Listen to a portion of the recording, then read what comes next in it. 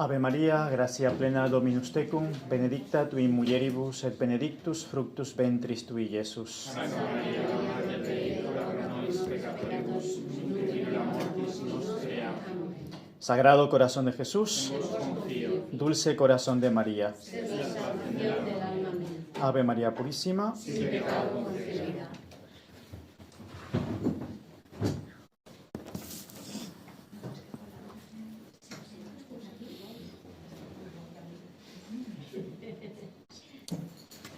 pensando sobre qué podía darles la charla,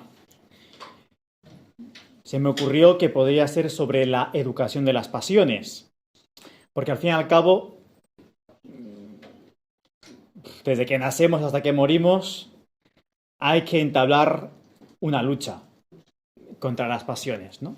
Bueno, contra las pasiones. Mejor dicho, habrá que educarlas. Porque normalmente utilizamos la palabra pasión, pasiones, en un sentido negativo, como si en sí mismas las pasiones fuesen malas y por lo tanto hay que eliminarlas de nosotros. Y realmente no es así. Las pasiones en sí mismas no son malas ni tampoco son buenas. Son indiferentes. Dirá tanto Aristóteles como Santo Tomás que las pasiones son indiferentes. Una cosa distinta son los vicios. Las pasiones no es igual a vicio, no es sinónimo de vicio. ¿Bien? Es decir, que las pasiones no son ajenas a nosotros, sino que las pasiones nos pertenecen, están en nuestra misma naturaleza. Todos nacemos con las pasiones y todos moriremos con las pasiones. Las pasiones son parte de nuestro ser. Pero cuando niños, esas pasiones están dormidas y poco a poco se van despertando, ¿no? Y eres un niño de 6 años o menos, ya tienes algún atisbo de alguna pasión que va apareciendo.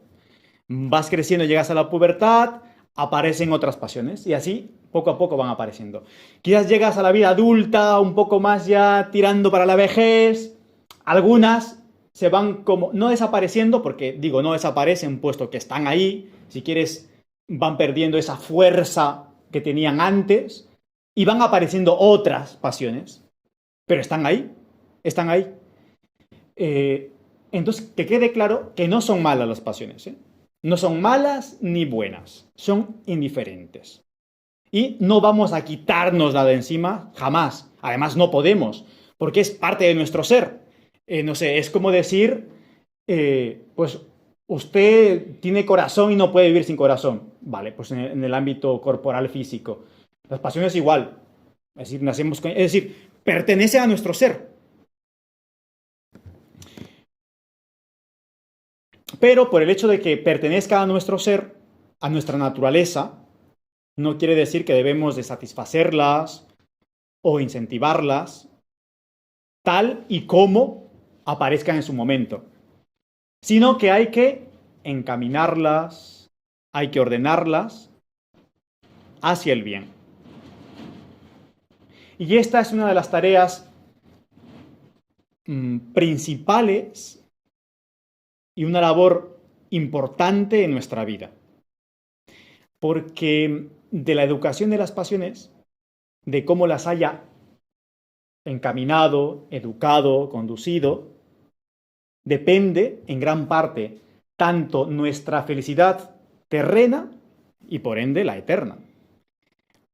Una persona que se ha dejado llevar por sus pasiones, sin encaminarlas, sin educarlas hacia el bien, puede vivir una vida desastrosa en la tierra, llena de felicidades. Imagínese, ¿no? No sé.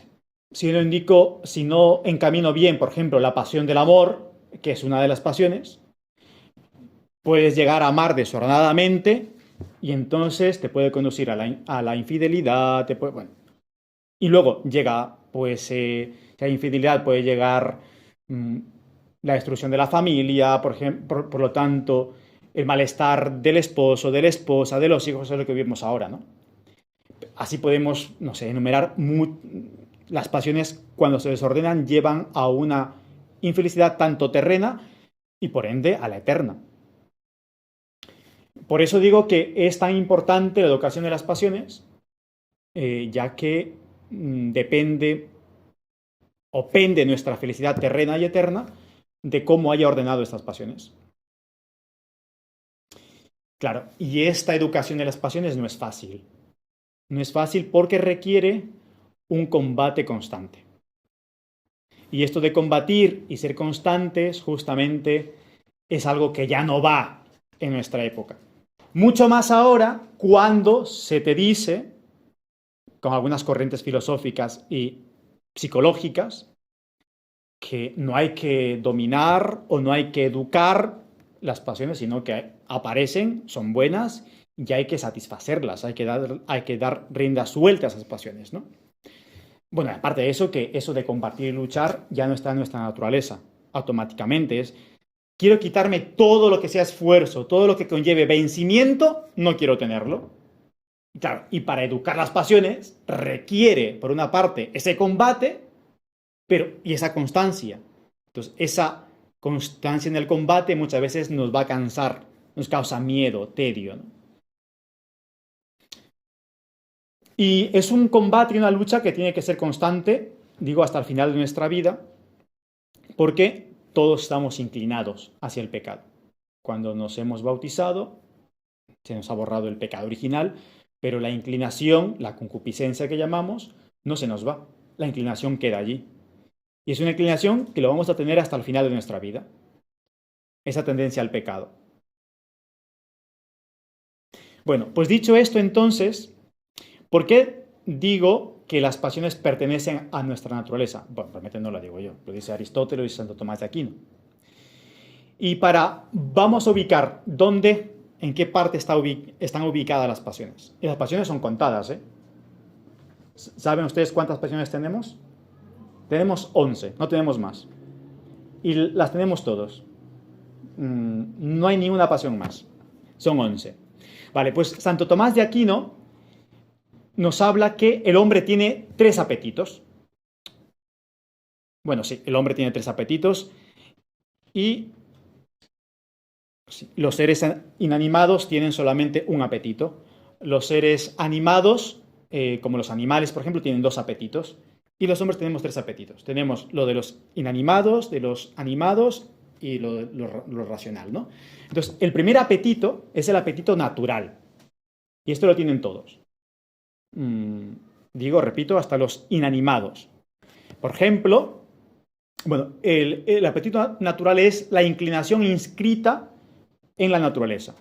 Por ejemplo, una piedra. Si yo tiro una piedra, ¿qué pasa con la piedra? ¿A dónde va? Hacia abajo. Si usted tira una piedra y mira que va hacia arriba, está endemoniada. Porque no le pertenece a su naturaleza que la piedra tienda hacia arriba. La piedra tiende hacia abajo. Eso es un apetito natural. O como el fuego, por ejemplo, tiende a subir. Y nosotros, el ser humano, un apetito natural es que tendemos a conservar nuestra vida, nuestro ser, conservar la vida. Te ves en peligro y automáticamente ni razonas, sino instintivamente haces de protegerte, ¿no? Instintivamente. Pues esto es el apetito natural. Luego está el apetito sensitivo, que es propio ya de los seres con conocimiento sensible. Los animales también tienen un conocimiento sensible, no un conocimiento racional como nos quieren hacer creer. No, me conoce, pues sí, te va a conocer.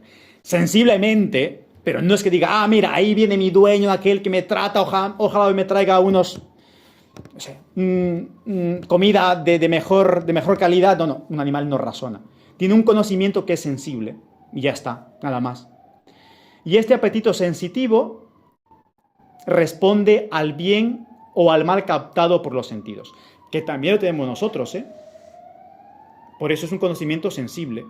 Depende de los sentidos, ¿no? Y responde al bien o al mal captado por los sentidos. Es decir, me muevo a obrar según sea para mí bueno o sea para mí malo. Y de aquí nacen las pasiones.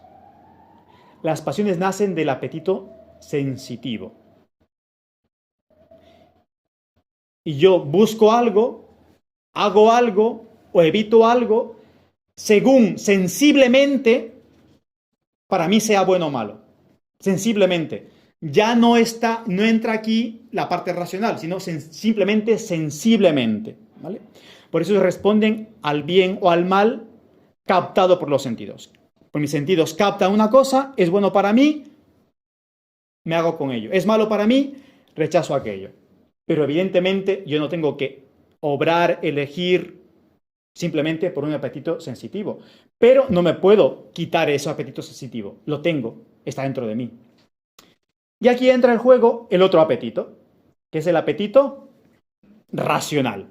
O el apetito también de voluntad. Esto es lo propio del hombre. El apetito sensitivo era propio del animal, pero también del hombre, ¿no? No sé, ves un ciervo ¿ves un ciervo? Bueno, el ciervo ve que viene un león, el ciervo automáticamente, instintivamente dice, no, he visto un león y sensiblemente para mí esto es malo. Echa a correr, ¿vale? Sensiblemente. El hombre es algo semejante y muchas veces obramos de esa manera, simplemente sensible, de manera sensible, pero más no nos ponemos a utilizar el otro apetito que es el apetito racional o el apetito de voluntad. Y esto, digo, es solo propio del hombre. Este apetito se dirige al bien conocido por la razón. El otro, el sensitivo, era el apetito aprendido por los sentidos. El apetito racional se dirige al bien conocido por la razón. Entonces de aquí nacen los actos propiamente morales, porque entra en juego la razón, el conocimiento. Por lo tanto, entra en juego la voluntad. Y este apetito racional es el que debe gobernar los apetitos o el apetito sensitivo. Por lo tanto, las pasiones. ¿Bien? ¿Se entiende hasta aquí un poco en dónde se ubican las pasiones? ¿Ven? Apetito natural, apetito sensitivo, apetito racional.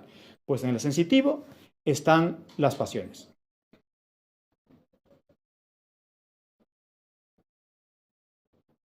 Pues vamos a desarrollar brevemente el apetito sensitivo, que es donde se encuentran las pasiones, y es necesario distinguir y ubicar bien los apetitos y las pasiones, porque luego nos van a ayudar en su educación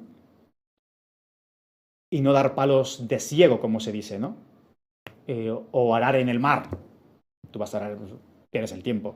Entonces, si tú ubicas las pasiones en dónde están y cómo hay que educarlas, entonces no vas a perder tiempo luchando contra las pasiones, sino que vas a conducir y educar las pasiones.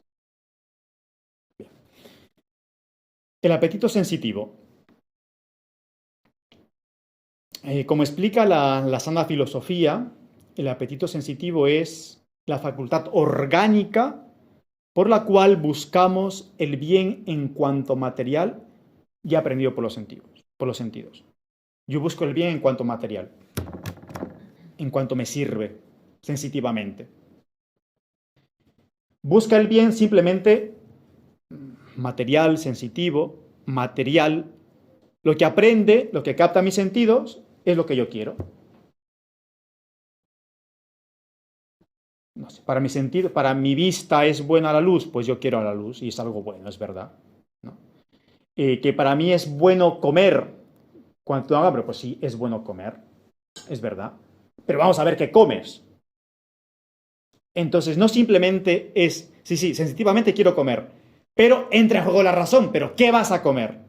¿A qué hora vas a comer? ¿Por qué vas a comer? Entonces, entra en juego la razón allí.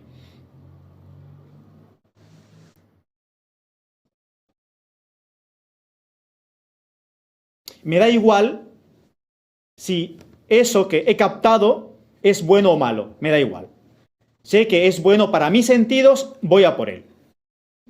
En cambio, el apetito racional, o también la voluntad, busca el bien en cuanto aprendido, en cuanto captado por el entendimiento.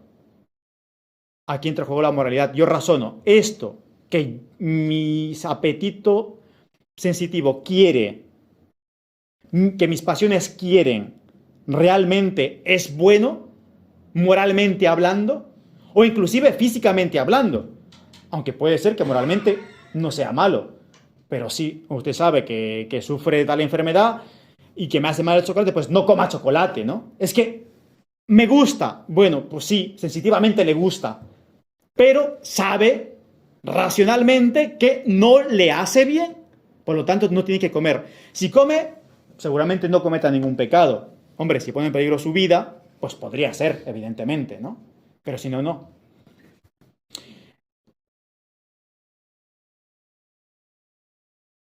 El apetito sensitivo entonces ignora cualquier razón de bien.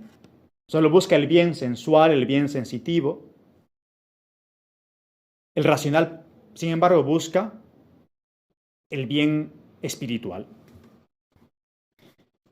Y aquí está el problema, o aquí está la gracia, que de estos dos apetitos, el sensitivo y el racional, viene la lucha constante. ¿Cuánto lo hemos vivido, no? Tantísimas veces. Esa lucha de quiero esto sensitivamente, pero racionalmente esto. Entonces ya empieza la batalla. Empieza el combate. Como dirá San Pablo en Gálatas 5:17, dice: porque la carne tiene tendencias contrarias a las del espíritu, y el espíritu tendencias contrarias a la de la carne. Aquí San Pablo está hablando de los dos apetitos. Porque la carne tiene tendencias, la carne, el apetito sensitivo, tiene tendencias contrarias a la del espíritu, que sería el apetito racional. Y el espíritu tiene tendencias contrarias a la de la carne. Por lo tanto, de alguna manera, se oponen, pero también se tienen que relacionar.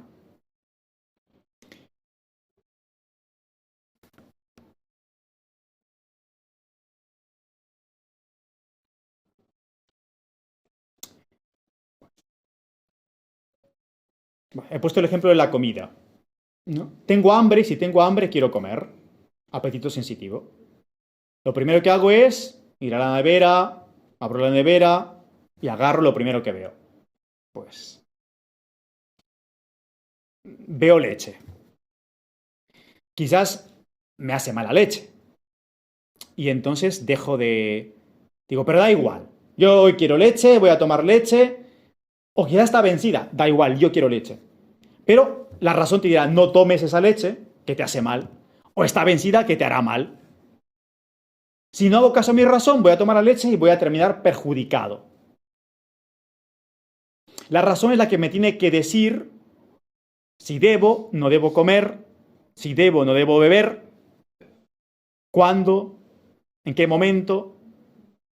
Entonces la razón regula el apetito sensitivo. En este caso, el hambre que tengo. Donde me formé para sacerdote, en los Misioneros de Cristo Rey, teníamos un seminarista, que era de Castellón, además, de aquí muy, muy cerquita, Almela, que por cierto, su hermano, quizás le conozcan, su hermano está en los Cartujos, en la Cartuja. Pues el hermano de Joaquín, que es el que está aquí, está de seminarista, bueno, de hermano tutor solamente, ahí en Perú. Estuvieron muchos años juntos, además, un santo varón, Juan María. Pues a él le gustaba muchísimo el pan, pero muchísimo, muchísimo. Le decíamos Pan María en vez de Juan María. Y le decíamos que él era partícipe de la filosofía del panteísmo, ¿no? Porque él era... Nos hace mucha gracia. Y cuando teníamos ayuno 2 veces a la semana, el miércoles y el viernes, que era solamente pan y agua, él se reía, decía, vaya ayuno, decía él. ¿Cómo lleváis el ayuno? Nos decía él. Dice, a mí me dan pan, me pueden quitar todo lo que quieran. Se comía todos los panes que había. Oye, pues yo ya estaba en España cuando me enteré que se empezaba a poner malo, enfermo, no le encontraba, examen por aquí, examen por allá. Entonces vino para España. Le mandaron a examinarse porque es que vomitaba, estaba mal. Le examinaron y no saben qué es lo que tenía. Gluten, sí. Pues chico, ¿no puede comer pan ahora? Bendito sea Dios, ¿no? Pues no puede comer pan. Y ahora el pobre dice, pues no pasa nada, no como pan. Pero me imagino cuánto habrá sufrido dejar de comer pan a él. Es que era... Sí, sí, sí. Es que una cosa, dice, ¿cómo es el Señor, no? Te gusta algo, esto y de repente te quita. Pues mira, ya está, ¿qué más da? Pero sensitivamente, seguramente él quiera comer pan. Pero racionalmente dice, no, pues no comas, es que no puedes comer, no debes comer. Pues ahí está la razón, ¿ves? Se da cuenta cómo entra en juego tanto lo sensitivo como el apetito racional en esta lucha. Bueno, las pasiones. ¿Cuáles son entonces las pasiones que nacen del apetito sensitivo? El apetito sensitivo se divide, diríamos, en dos potencias. Esto que explico, bueno, lo he tomado de diferentes lugares, pero sobre todo es del padre Rollo Marín, que explica muy bien toda esta parte de la educación de las pasiones. Bueno, he ido tomando de frente, pero sobre todo, como el esquema es un poco del padre Rollo Marín. Pues el apetito sensitivo se divide en dos potencias, que es el apetito concupiscible, ¿vale? Y el apetito irascible. Pues el apetito concupiscible tiene por objeto el bien deleitable y de fácil consecución. Concupiscible, bien deleitable, ¿no? Aquello que me gusta, aquello que me causa placer, aquello que me causa gozo, etc. Y es de fácil consecución. ¿Qué pasiones nacen? ¿Qué pasiones tiene? ¿Qué pasiones hay en el apetito concupiscible? Es como la parte positiva y la parte negativa, ¿vale? Amor, odio. Deseo, aversión o fuga, también podemos decir, ¿vale? Gozo, tristeza o dolor, ¿vale? Sería amor, odio, deseo, aversión, gozo, tristeza. ¿Aquí cuántos tenemos? 6, ¿no? 6. Vale. Luego está el apetito irascible, que tiene por objeto el bien arduo, aquello que cuesta conseguir. Es difícil consecución. Está la esperanza, la desesperanza. La audacia, el temor. Y la ira está solita, la ira. Tenemos 11 entonces. Amor, odio, deseo, aversión, gozo, tristeza, esperanza, desesperanza, audacia, temor, ira. Esas son las pasiones. Y miren, todas estas pasiones las tenemos desde que nacemos y hasta que morimos. Pero digo, se van desarrollando, van apareciendo, mejor dicho, conforme van pasando en nuestra vida, qué épocas tienes. También depende mucho de nuestra fuerza física, etcétera, ¿no? Pues las 11 pasiones se pueden reducir a una sola pasión. También lo dice Santo Tomás y luego lo explica. Mira, tenía que haber traído el libro que me lo olvidé completamente. Anoche lo pensé. Cuando preparaba la charla lo pensé traer el libro y me he olvidado. Pero Santo Tomás dice que todas las pasiones se pueden reducir o tienen como principio una sola pasión. ¿Cuál creen que es esa pasión? El amor. El amor. Dice Santo Tomás, amor enim est prima radix omnium passionum. Pues, el amor es prima radix, la primera raíz, omnium passionum, raíz de todas las pasiones. Y esto es porque el amor es el afecto fundamental del apetito. El afecto fundamental de mi apetito sensible es el amor. Hago esto, es por amor. Evito esto, es por amor. Que en último término es mi amor, ¿no? Mi amor propio, diríamos, pero es el amor. Si aquel que dice, a mí me gusta mucho el vino, mentira. A usted no le gusta el vino. A usted se gusta a sí mismo. Y por eso toma el vino. Porque a usted se gusta a sí mismo, ¿se entiende? Me gusta el vino. No, pobre vino, o sea, se gusta a usted y entonces como a usted se gusta y el vino le gusta, pues en ese sentido, se gusta a usted mismo, ¿no? Entonces, el amor es la raíz de todas las pasiones. Sin amor no hay objeto apetecido ni objeto evitado. Sin amor ni haces ni evitas. Pero una pregunta, no amor racional, amor sensitivo. El amor sensitivo. Como deseo, El amor sensitivo. El deseo. Bueno, deseo. sí. El deseo es una pasión distinta, ¿eh? O sea, hay un amor, odio, luego está el deseo que tú quieras algo, ¿no? Desear algo, querer algo, aversión, rechazar algo, ¿no? El amor es distinto al deseo. Se relaciona, porque al fin y al cabo todo se reduce al amor, pero con su particularidad.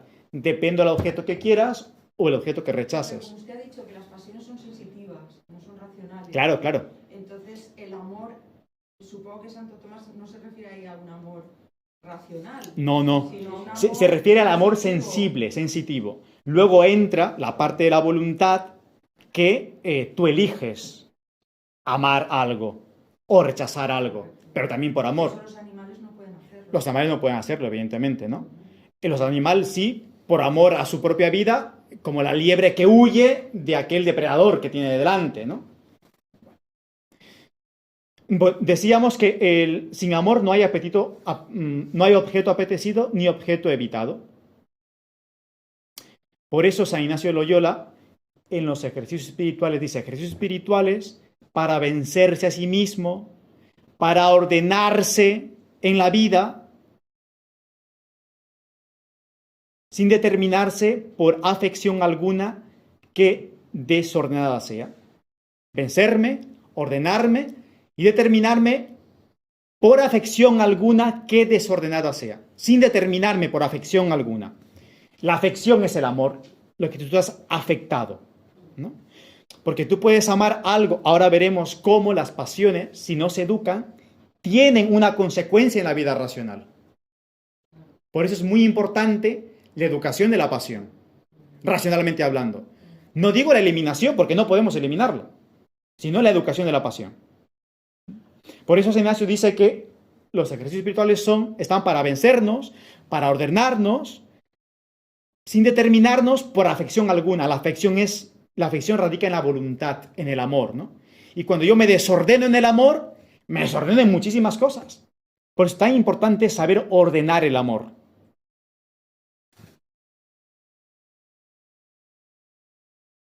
Por lo tanto, queda en evidencia la importancia de la educación de la pasión y la purificación de la voluntad para amar correctamente.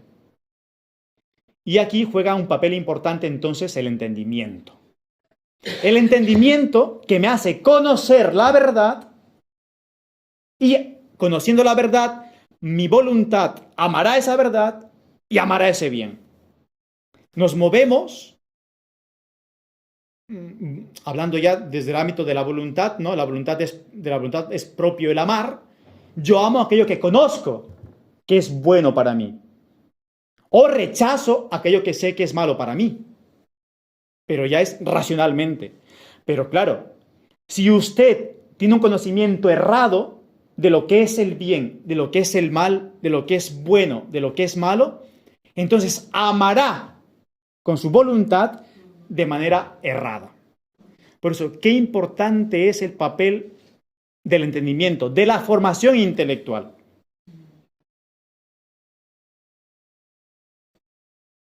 Porque un amor desordenado es raíz no solo de todas las pasiones desordenadas, sino de todos los vicios, en cuanto esas pasiones están desordenadas.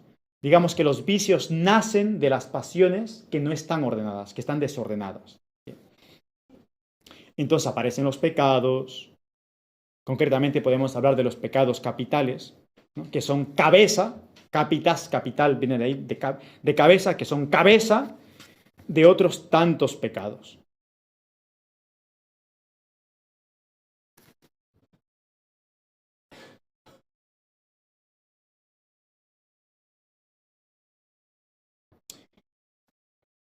El problema está que cuando yo me dejo guiar simplemente de mi apetito sensitivo, de esas pasiones, que no están domadas o no están encaminadas, no están educadas, si la razón no domina, ¿qué es lo que pasa? Que la razón termina siendo ella dominada y oscurecida. Pero la razón debe ser la reina, es decir, la que domina. La domina, ¿no? En latín es la señora, es la que domina. La razón tiene que ser la reina, la que domina, la que manda.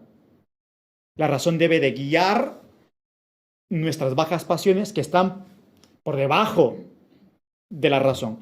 Dios nos ha hecho, hasta corporalmente hablando, nos ha dicho quién está primero. ¿Qué está por encima? La cabeza.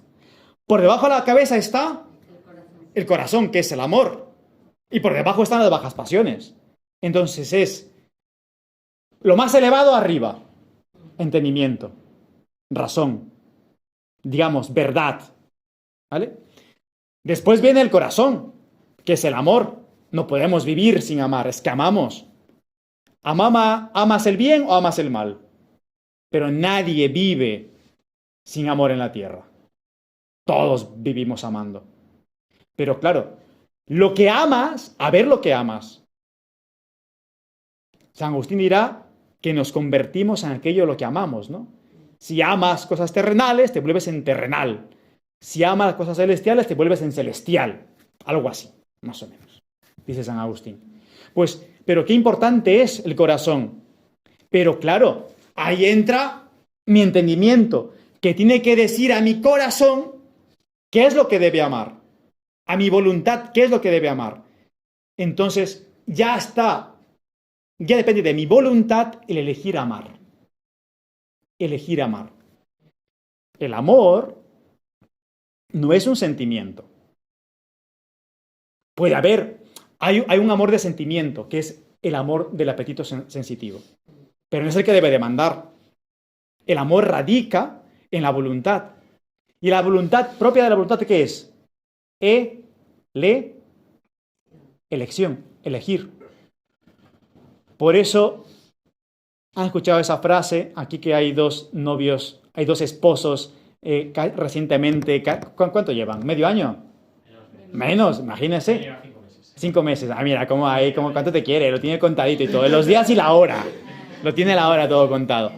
Pues mira, hay una frase que no me acuerdo quién lo dijo, que es: no te casas necesariamente, no te casas porque amas. Te casas para amar.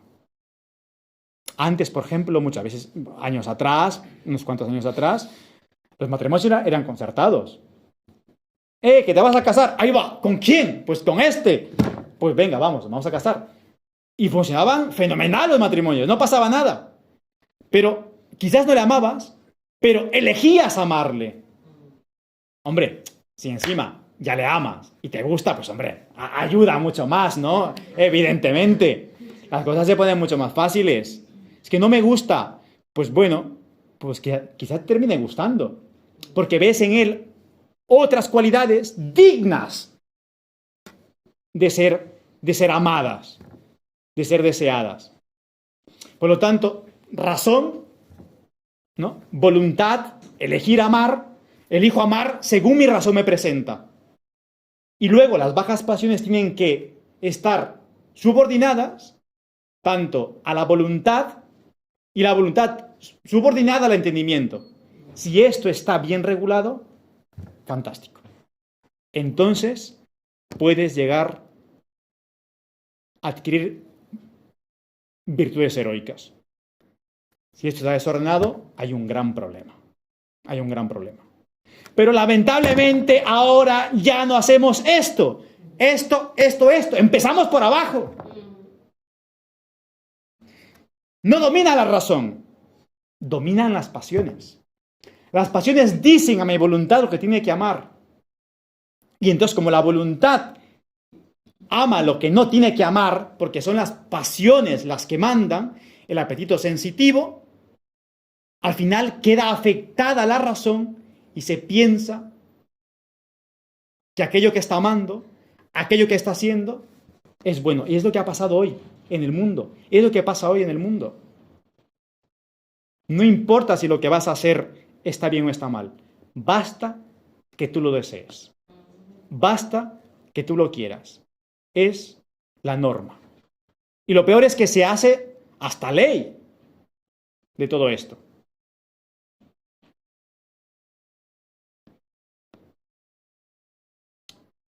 Y cuando pasa esto, entonces son las bajas pasiones quienes nos dicen lo que tenemos que sentir, lo que debemos creer, lo que debemos pensar.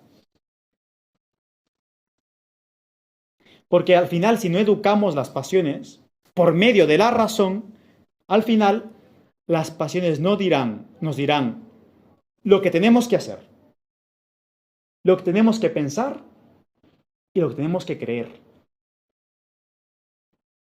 Y es terrible que mis pasiones me digan lo que yo tengo que hacer, lo que yo tengo que pensar en el ámbito racional, y es más, lo que yo tengo que creer.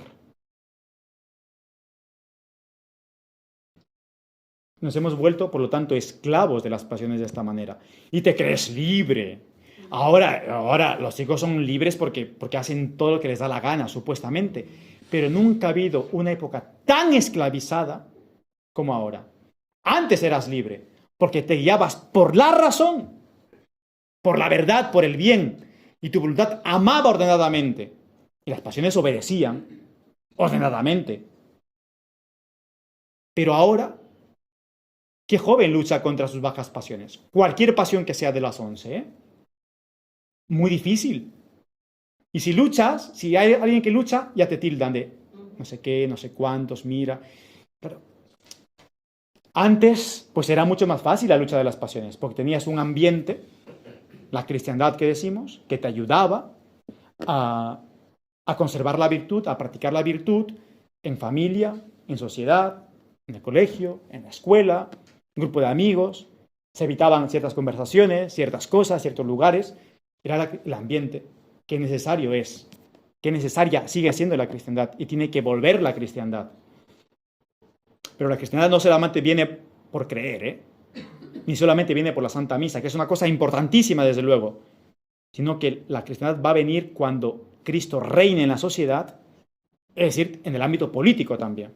Pues aquí está otro tema ya aparte, ¿no? Pero evidentemente es muy importante la sociedad para la práctica de la virtud.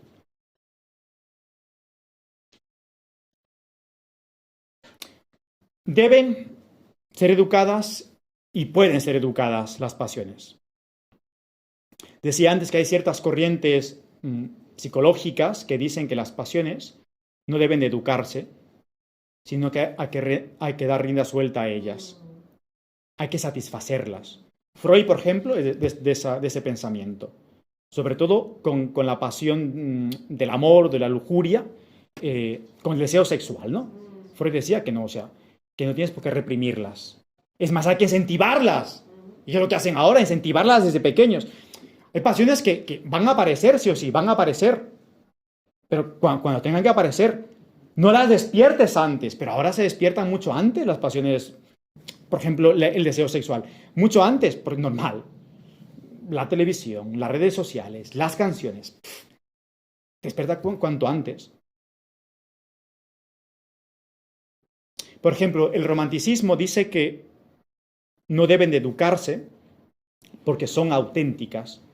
Y educar la pasión sería reprimir o falsear la pasión. Como son auténticas, no hay que educarlas. Lo ideal es la espontaneidad. Luego, en la posmodernidad, te dice, no hay un criterio objetivo para educar las pasiones. Toda norma es sospechosa de opresión. Lo que quieres, hazlo. Eso basta. Educar el deseo es imponer poder. No hay criterio objetivo para educar las pasiones. No hay objetividad. Bueno, la única objetividad para ellos o para nuestra posmodernidad, ¿cuál es la única objetividad? Mi subjetividad. Lo que yo quiero, una vez más, ¿no? Pero, sin embargo, está el ejemplo de los santos, que nos enseñan que las pasiones deben ser educadas. Y ahí tienes a un San Agustín, a un San Ignacio de Loyola, a un San Camilo de Lelis, que sí llevaron una vida de pecado en su momento, pero cuando se convierten, educan las pasiones. Por ejemplo, San Francisco Javier, por poner un santo español. Bueno, si digo San Ignacio de Loyola, lo mismo, ¿no? Santo español. Todo queda aquí en España automáticamente, ¿no? Pues San Francisco Javier era un hombre seguramente no malo, pero tenía una pasión, que era el deseo. Un deseo desordenado de gloria, de poder, de ser reconocido, ¿no? Ahí en París destacaba mucho en los estudios, en las competencias deportivas. Entonces apareció por ahí Íñigo de Loyola.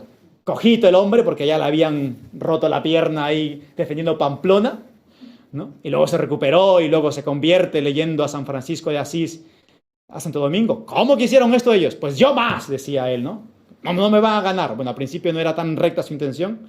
Quería ganar a San Francisco de Asís y a Santo Domingo. Pues si se convierte. Javier, ¿de qué te sirve ganar el mundo entero si pierdes tu alma? Cállate pesado, le decía San Francisco Javier.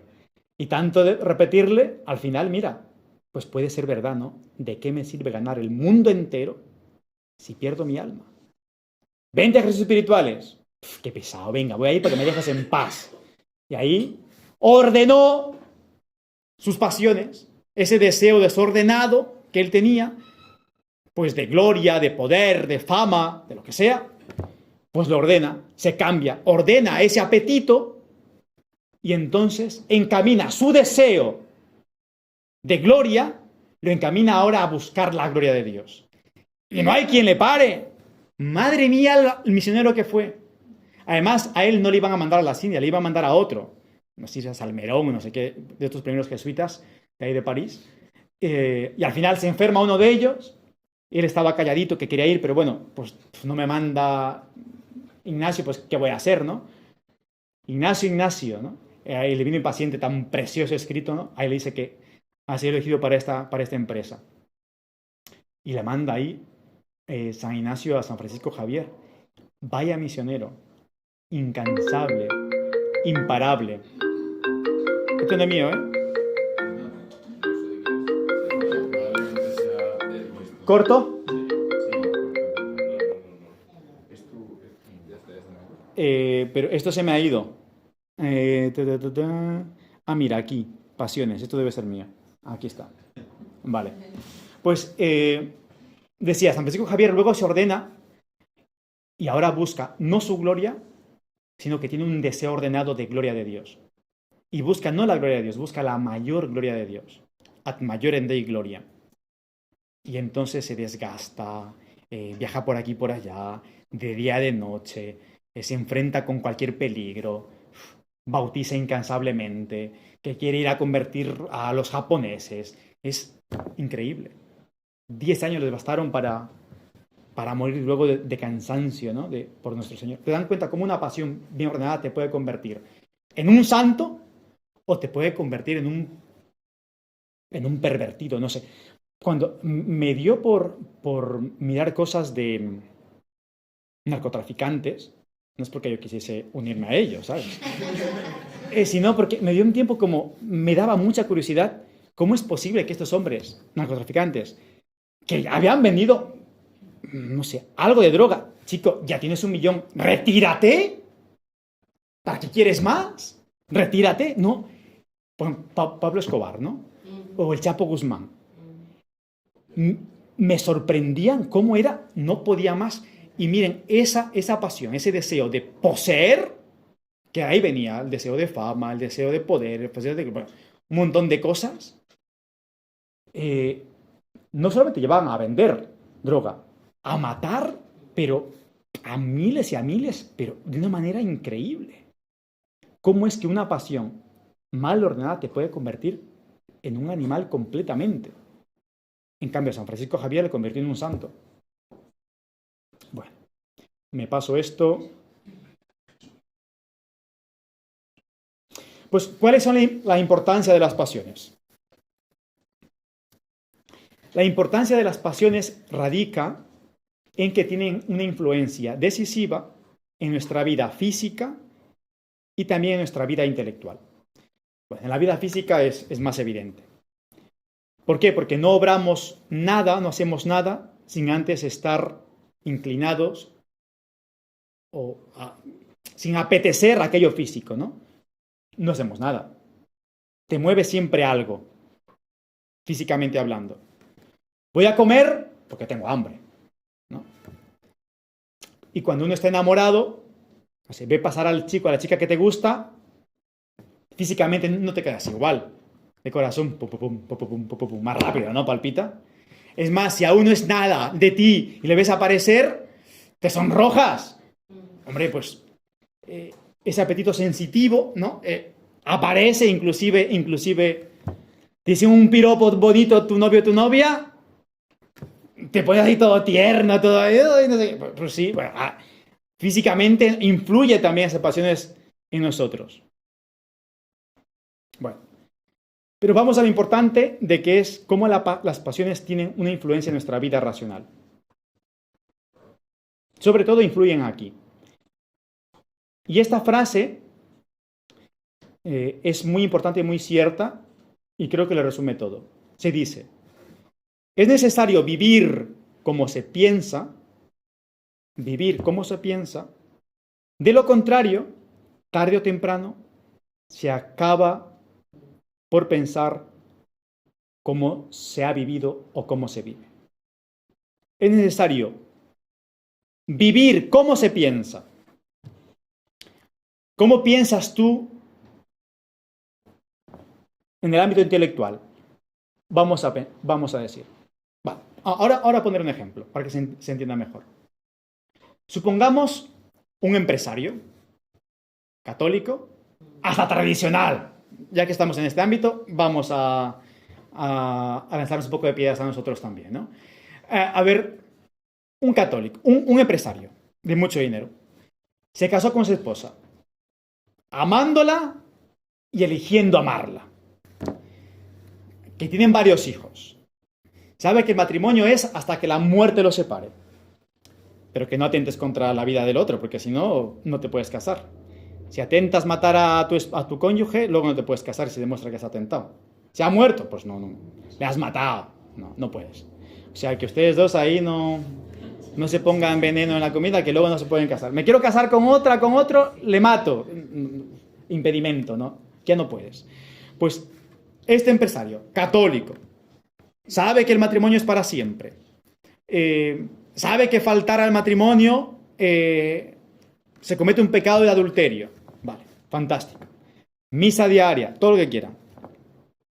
Pero la empresa, pues, tiene que contratar a una secretaria. Contrata a la secretaria. Y para colmo, contratan hasta no de 70 para arriba, de 18 a 30. No siente nada por la empresaria. Vamos, que es como si fuese una piedra, ¿no? Pero, pues por trabajo tiene que tratar más con ella. Pero, sin embargo, no se limita a tratar con la secretaria simplemente a lo que debe de tratar con la secretaria, que son cosas de trabajo, cosas de agenda. Aquí adiós, no. De repente, oye, si hay que ver esto, a ver cómo hacemos esta cuestión, no sé qué. Mira, vamos al bar, te invito a un café y lo vamos conversando, ¿no? Claro. Empiezas por el café después de Santa Lucía, que íbamos ahí al bar de al lado, ¿no? Que hemos pasado por ahí a tomar el cafecito. Pues entonces ya empieza a tratar con la secretaria.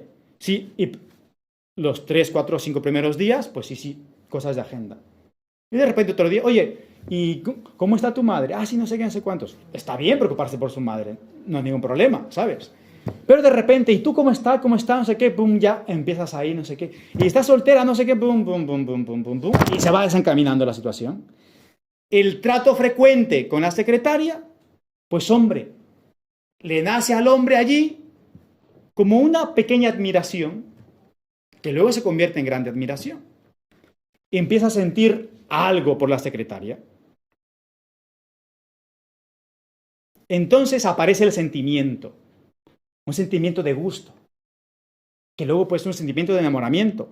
Y él dice, no, estoy haciendo mal. Yo sé que esto no lo debo de hacer. No debo dejar aparecer ciertos sentimientos que no me son lícitos tener por otra persona ahora. Pero el hombre Este empresario no hace nada por evitar que ese sentimiento se vaya, sino que sigue tratando con la secretaria. Y así no puedes poner solución. Entonces los sentimientos de gusto y de enamoramiento te van a llevar a los actos. No había nada al principio.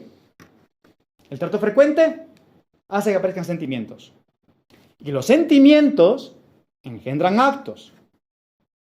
Y entonces, este empresario termina siendo infiel a su esposa. Y él sabía que estaba mal, que había adulterado. Pero sin embargo, siguió cometiendo los actos. El sentimiento se fue enraizando mucho más. Y esta frecuencia de actos, esta pasión desordenada, le va a llevar, después de un largo recorrido, a pensar que el amor que tiene por la secretaria es un amor verdadero, que estuvo equivocado, que ahora sí conoce al amor de su vida y ahora sí elige amar para siempre.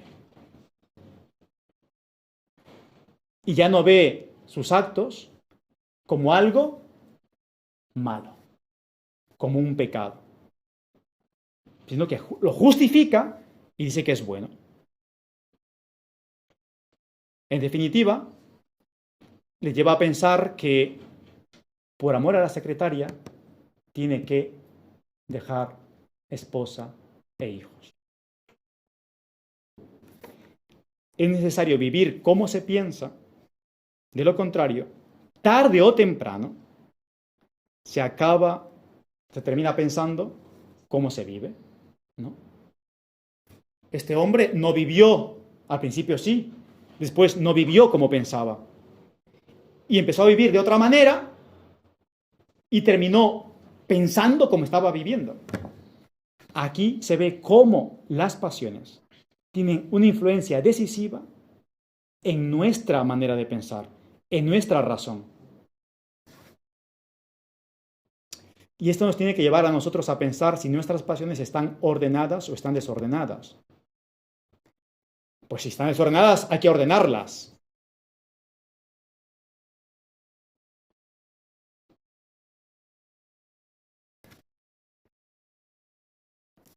La pregunta, entonces, ¿cómo educar esas pasiones? Llevo 50 minutos de charla. Esto de ser cura... Empiezas a hablar y no... Yo pensaba que esto lo hacía en media hora. ¿Y qué voy? No sé... Vamos a dejarlo aquí. Vamos a dejarlo aquí y vamos a reservar cómo educar las pasiones. Segunda parte. Esto ha sido la importancia de la educación y lo otro será cómo educarlas. ¿Les parece bien, no? Vale, lo vamos a dejar aquí mejor. Entonces, lo que queda claro es esto, es decir, qué importante es la educación de la pasión, porque si no, terminamos siendo parte de este mundo en el que vive, mejor dicho, en el que piensa que sus pasiones es la norma del obrar. Y no es así. Es muy fácil tenerlo esto en la mente, ¿eh? Pero cuando el amor es fuerte, digamos el amor, porque el amor ahí se reduce todas las pasiones, cuando el amor es fuerte, es difícil. Y hay que vencerse. Pero es de hombres, y tómese hombre en general, no me sean feministas, no he dicho mujer.